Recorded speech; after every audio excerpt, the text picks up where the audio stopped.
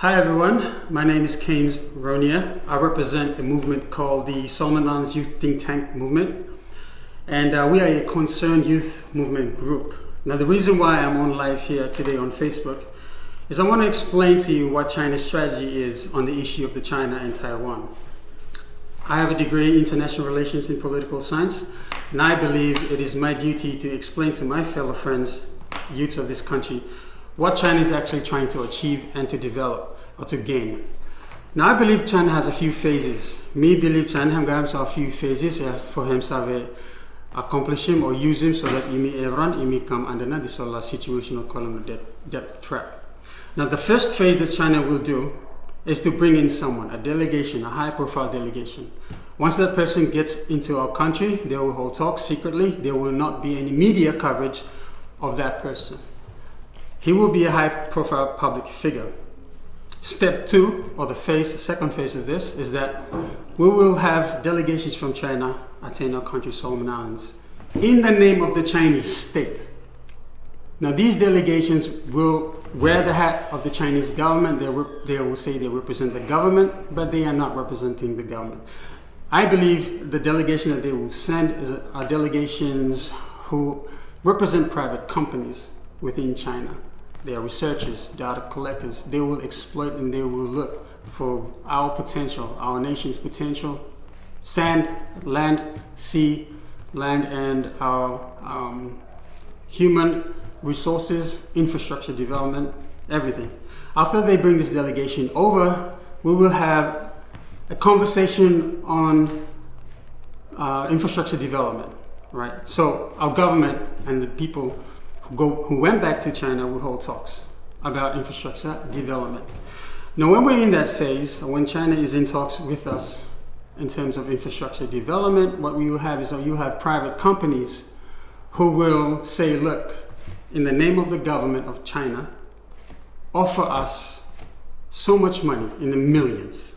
You're looking at 300, 400, 500, 600, 700 million. Now, when that happens is we're at a situation where these so-called Chinese government representatives offering money are actually not government representatives. They are private companies. And what they will do is they will offer us loans in the millions. 852 million, for example, to build what? Projects. And these projects could be projects such as infrastructure development projects such as railway, for example, right?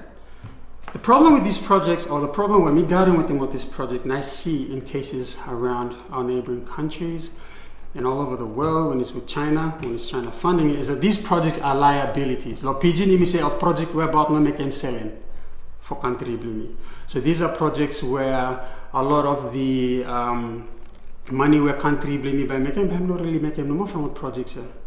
And these projects will be projects, infrastructure development projects that will, over time, they will go depreciate in value, and what we will have in Solomon Islands is a situation where, because we don't earn money from these projects, we're heading into a situation where we have a lot of money-back loans to pay back to these private companies. Mind you, these are soft loans, but in reality, these are not soft loans. These are business loans, and business loans, as usual, you have to repay back.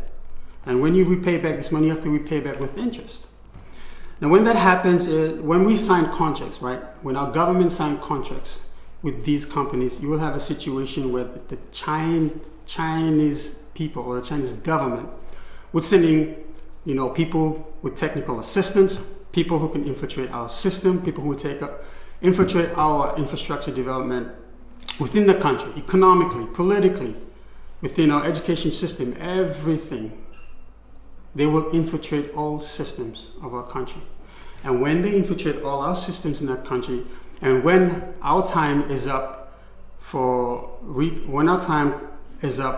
paying back or for using this infrastructure development, and it's our time to pay back, they will demand money back on these projects. Now, China is not really interested in our lands. What China is interested in is, China is interested in lot coastal shores blimi.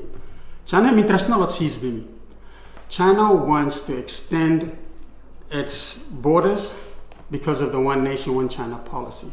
And the reason why they have selected Solomon Islands, I believe, is because of the fact that they want to extend their borders from China all the way down to Indonesia, through West Papua New Guinea, down to Papua New Guinea, all the way past Papua New Guinea, to the Solomons and into the whole of the Pacific. And the reason they do this is because of the One China, One Nation policy. And for that reason alone, it is time for us youths to stand up and talk. Time for us youths to voice ourselves. And we cannot remain silent on this issue any longer. And for that reason, and for that matter, we believe our youths will lose our independence as a sovereign nation. We believe our resources, our lands, and our marine resources, we will lose all of that for our future generation. And more importantly, we will lose our freedom to choose for ourselves. Now, given that predicament, future catastrophe, it is in the interest of us youths to rise up and to speak up. Now, I'm calling on youths, and I'm calling as well to the Prime Minister of the Solomon Islands and the DCGA government, officially calling them to step down and have a change of leadership. And I'm making this call because we, the Solomon Islands Youth Think Tank, believe that the decision to switch to China was rushed. We also believe that the executive government of Solomon Islands has hijacked the democratic process of our country. We also believe that the decision was made in high duress by the Prime Minister.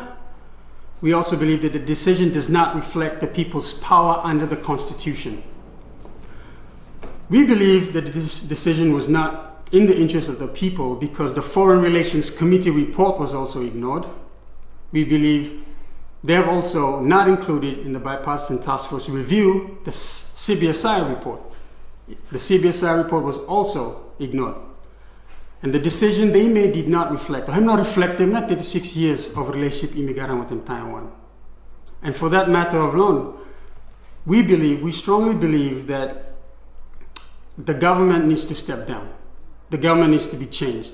Prime Minister Sogavare must step down, must listen to us youths, and there must be a change in leadership. Because we do not want independent province, we don't want independent provinces, we don't want provinces to declare themselves independent, because once we declare independent, once our provinces declare themselves independent, we will have a situation where these provinces' voices will not be heard. They won't have much weight. And when that situation happens, we will have a situation where we have a fat Chinese official government sitting at the federal state government, running all the shows, where we have the World Bank, International Monetary Fund, other agencies, international agencies, closing their doors off from our Solomon Islands. And when all these provinces want independence and they decide to look for funding, they won't get nothing. Because we have China in our country. Because we have the Chinese government running the show. And the question I have to those provinces who want independence is, for how long will you be independent for? For how long will you become independent under this situation where you will not be able to get funds from the World Bank, from the IMF, from other international aid donors because of China, but you will have instead a Chinese government running the future of your province, of our state. And so for that reason alone, for that future predicament, we want Prime Minister Sogavare to step down, and we want a change of leadership.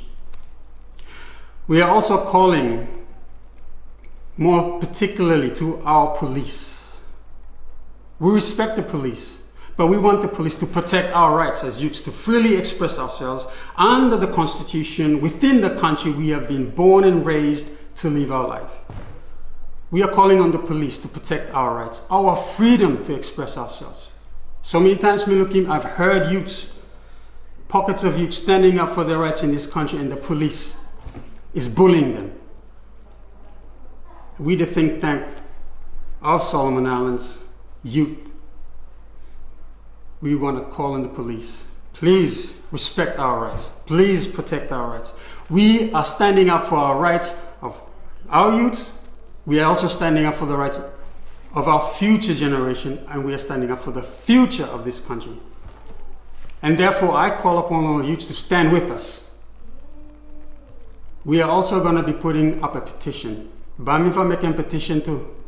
And we are calling on everyone to sign this petition online and to visit the locations where we will have these petitions put up, to give your signature, where you're from, which province, and so that we can put these signatures together, send it in a document, diplomatically, democratically, non-violently, towards our Prime Minister, and demand the Prime Minister to listen to you and to respect you and to ensure that our future is safe, our resources are safe, our marine resources are safe, and so that you as a youth can have your say in expression and expressive freedom in a democratic country that respects you.